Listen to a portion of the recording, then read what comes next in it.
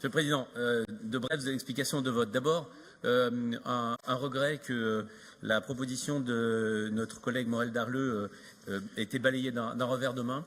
J'entends bien que nous ne faisons pas ici de la grande diplomatie, ce n'est pas notre fonction, mais on ne peut pas à la fois voter des délibérations pour se préoccuper du sort des populations et notamment des minorités et se désintéresser des conséquences de ce type de décisions qui auront pour conséquence de fragiliser considérablement la situation de ces civils, de toute ethnie minoritaire, des femmes, des enfants, et on aurait au moins pu envisager de renvoyer cela peut-être à un vœu.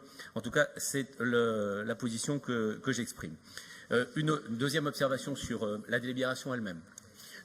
C'est la deuxième fois en 9 mois que nous venons sur ce thème. Non pas qu'il n'ait pas d'importance, mais nous sommes habitués dans d'autres domaines plutôt à ce qu'on renvoie en commission permanente les adaptations ou les mises en œuvre. Nous ne voudrions pas que le fait de ramener cette délibération que nous allons à nouveau voter, parce que son périmètre avait été débattu et nous avait convenu, devienne simplement le prétexte à un support d'information complémentaire pour insister sur l'engagement de la région aux côtés de ces populations.